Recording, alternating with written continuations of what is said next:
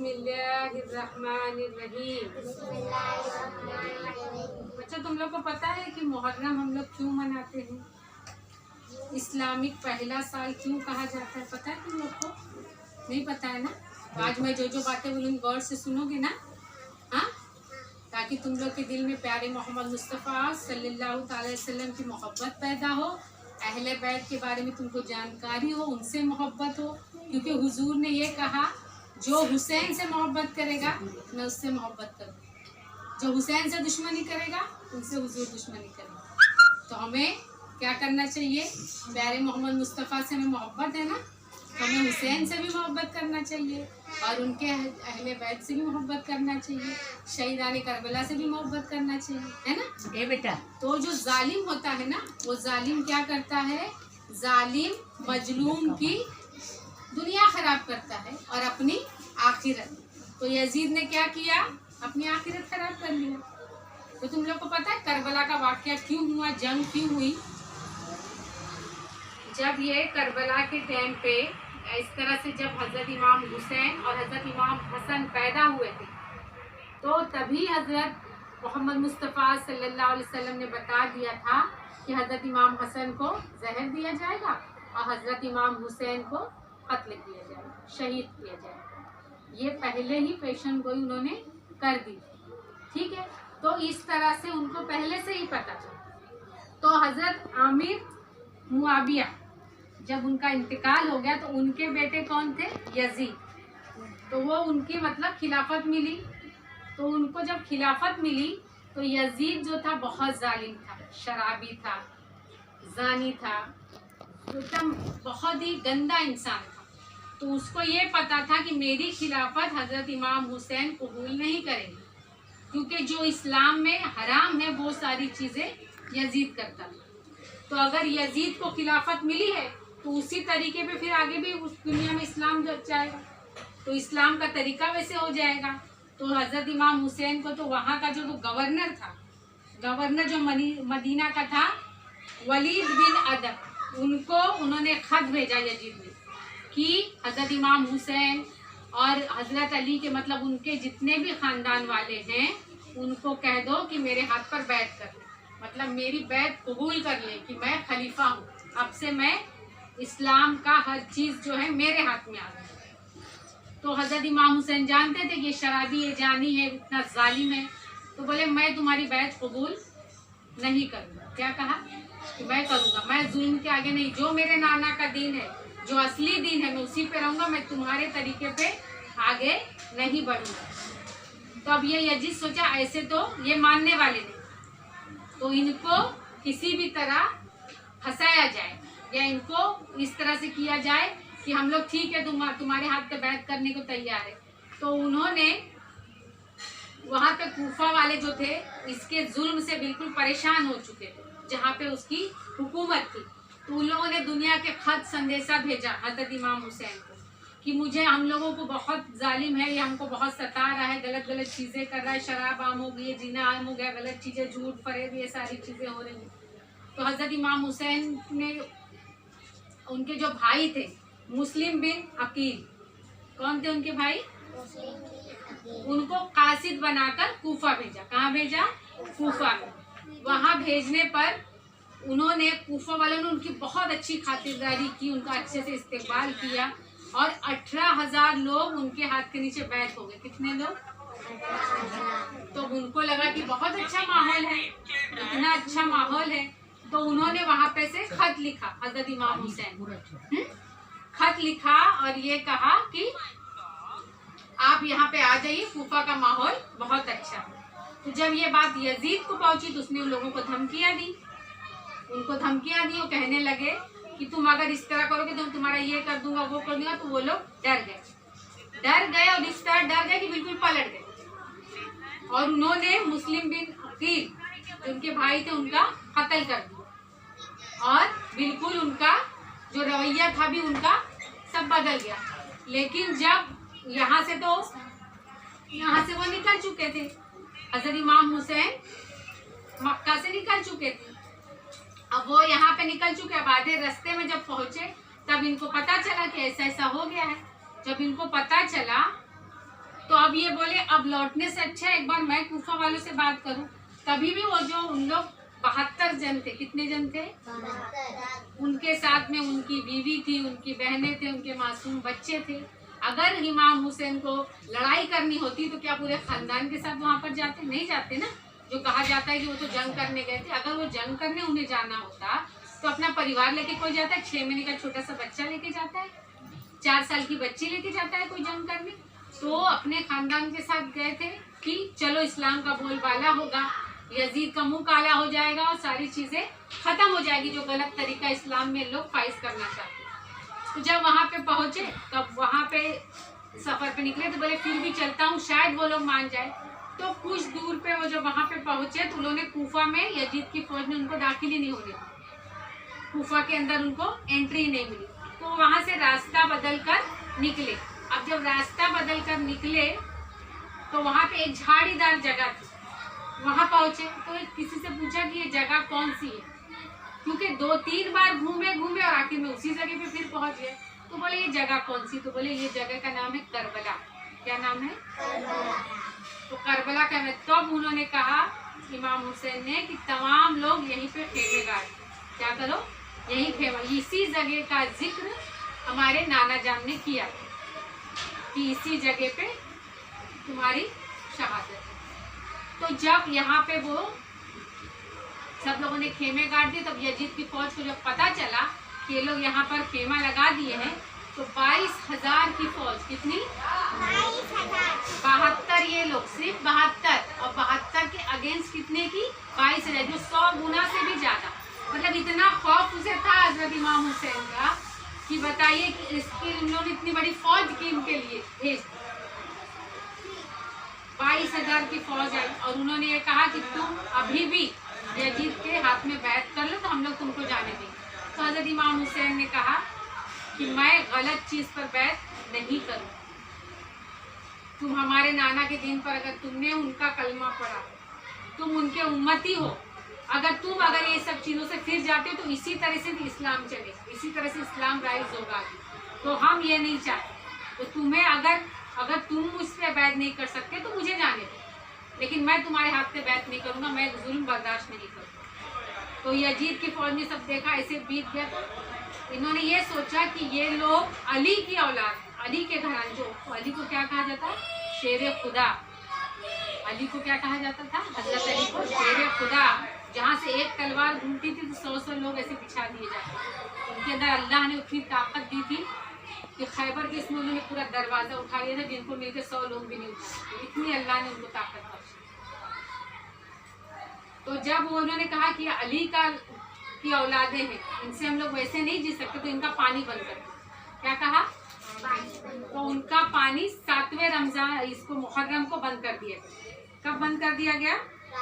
और नहर का क्या नाम था? नहरे फुरात। नहरे फुरात के वहां पे वो उन्होंने पहरा बिठा दिया पानी के।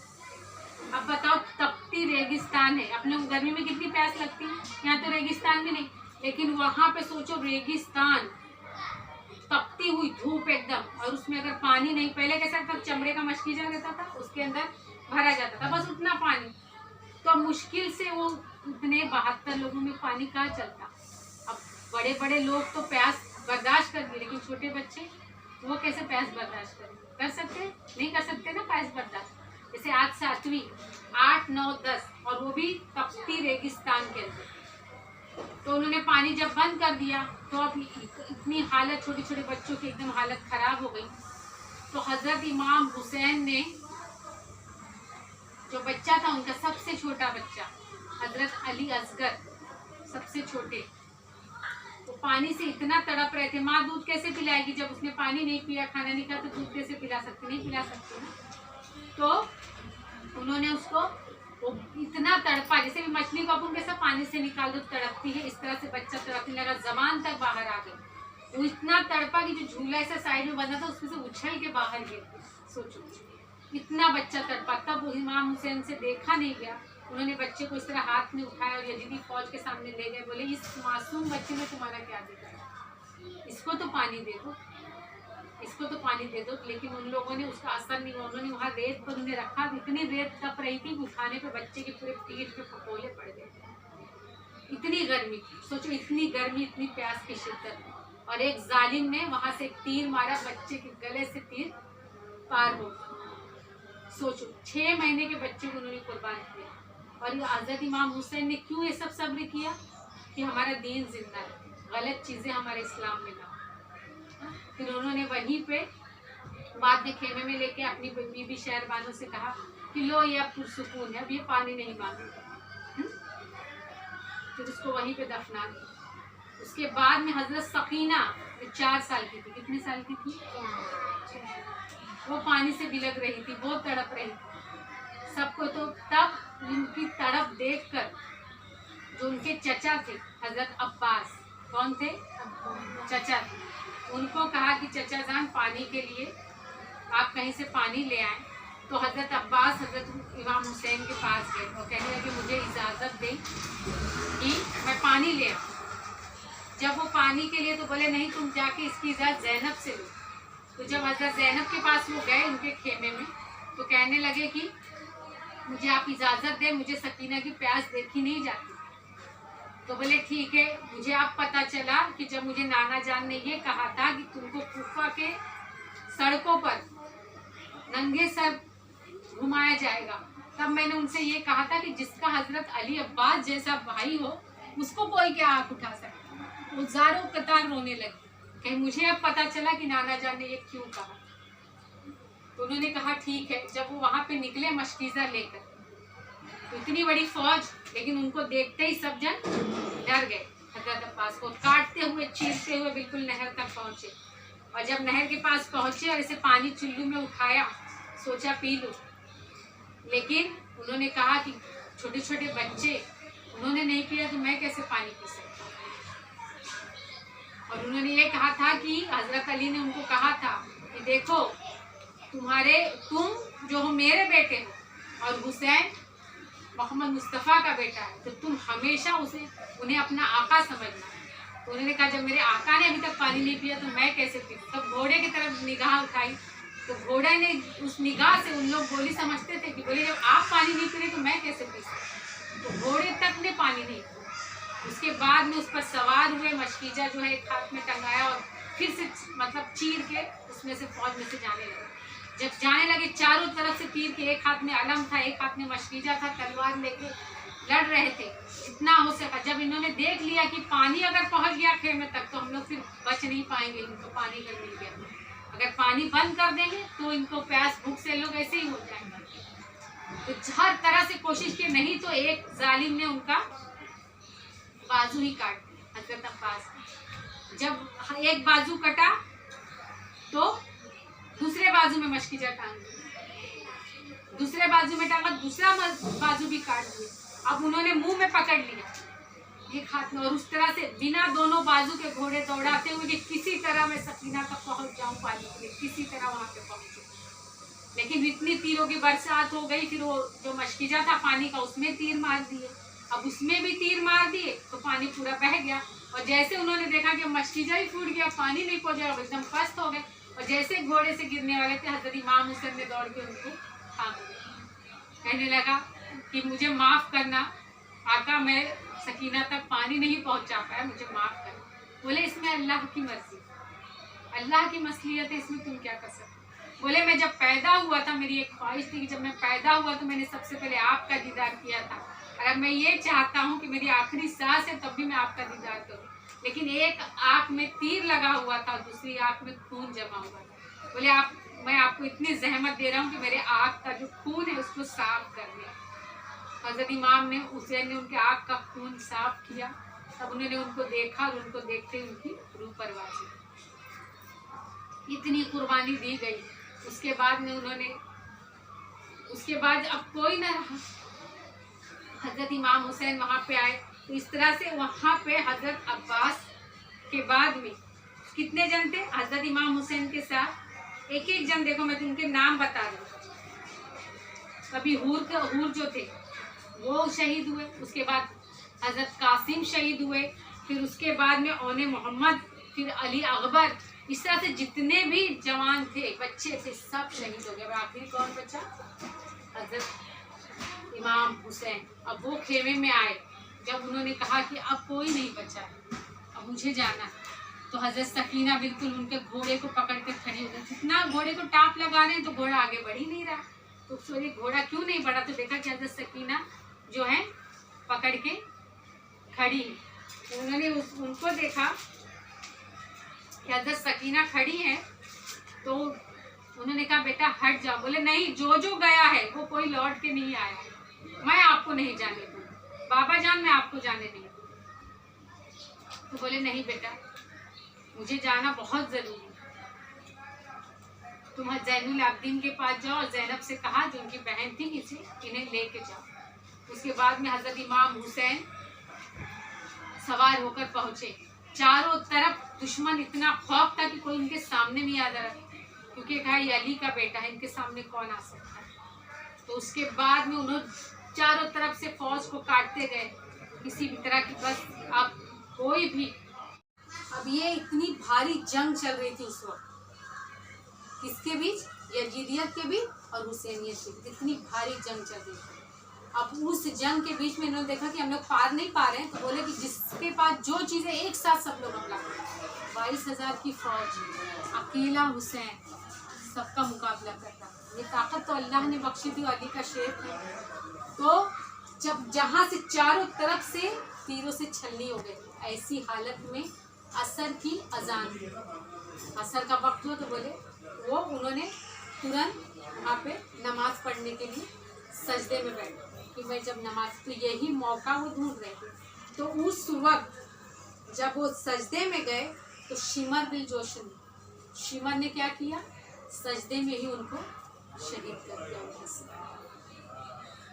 सजदे की हालत में उनकी, हम लोग छोटी छोटी बातों पर नमाज तर्क कर देते हैं, छोड़ देते हैं। चारों तरफ जंग का माहौल है, वहाँ एक तरफ उनके यहाँ तक देखा गया, जब देखे कि किसी तरह नहीं जीत रहे हैं तो औरतों के खेमों में आग लगा दी। एक तरफ हुजूर जंग के मैदान की तरफ दौड़ते और एक तरफ खेमे की तरफ दौड़ते, करें क्या। ऐसी हालत में भी जंग करते रहे और उसके बाद में सजदे की हालत में शिमर ने उनको शहीद कर दिया। और उसके बाद में उनके सर को नेज़े में उठाकर घुमाया। आज किस इस्लाम के लिए, इसी इस्लाम को जिंदा रखने के लिए उन्हें शहादत पेश की। उसके बाद में बीवी सकीना रोती हुई दौड़ती आई, छोटी बच्ची, तो उसके कान के गोशवारे तक छीन दिए, कान के से खून निकल। घर की जो औरतें थी उन औरतों को बेपर्दा करके कूफा के सड़कों पर घुमाया गया। तो ये सारे वाकयात पर सब्र किया। लोग ये कहा जाता है कि हुसैन पानी के लिए तरसे, अरे हुसैन पानी के लिए नहीं तरसे, पानी हुसैन के लिए तरस गया। नहीं तो उन्होंने जितने भी शहीद थे उन लोगों से पहले ही कहा था, एक दिन पहले क्या थे, कल सब कत्ल कर दिए जाओगे, तो मैं तुम लोगों को इजाजत देता हूँ कि तुमको जिनको जाना है तुम लोग चले जाओ। बोले अगर तुम लोगों को लगता हो, तो उन्होंने पूरे खेमे की दिए बुझा दिए कि मैं खेमे के दिए बंद कर देता हूँ, भाई अब जिनको जाना है वो लोग निकल जाए, मैं सबको जन्नत में शहादत का दर्जा दिलाने का मेरा मतलब, मैं इस बात की गारंटी लेता हूँ कि मैं तुम लोग को दिलाऊंगा, तुम लोग को जिनको जाना हो चले जाओ। और थोड़ी देर बाद जब चिराग फिर से जलाया गया तो सब रोते हुए बैठे थे। बोले हम आखिरत के दिन नाना जान को, प्यारे मोहम्मद मुस्तफ़ा को क्या मुंह दिखाएंगे अगर आपको इस हालत में छोड़ के चले जाए। एक इंसान भी नहीं गया उसमें, सब बैठे रहे। और उसी वक्त उन्होंने बताया था कि सबको कि हजरत कासिम को, हजरत अली अकबर को और हूर को, सबको कि देखो जन्नत में ये तुम्हारा घर है। अब ये बताओ उनकी नस्लें, ख्वाजा गरीब नवाज को इतने बड़ा मौजूदा है कि उन्होंने अना सागर को अपने कासे में ले लिया था पानी को, तो वो उनकी नस्ल से है, वो पानी को अपने कासे में ले सकते। तो क्या हज़रत इमाम हुसैन हाथ उठा के पानी के लिए दुआ नहीं कर सकते? लेकिन वो मौजूदा हो जाता, कुर्बानी नहीं होती। तो उन्होंने जो सब्र और तहम्मुल की एक मिसाल कायम किस लिए की कि तुम्हारे ऊपर कितना भी जालिम कितना भी होगा, कितना भी, लेकिन वो कभी भी बातिल चाहे जितना तादाद में ज्यादा हो, वो कभी भी हक और सच के ऊपर हावी नहीं हो सकता। इसलिए कोई कितना भी बड़ा जालिम हो, कितना भी जुल्म करेगा, एक लिमिट तक होगा।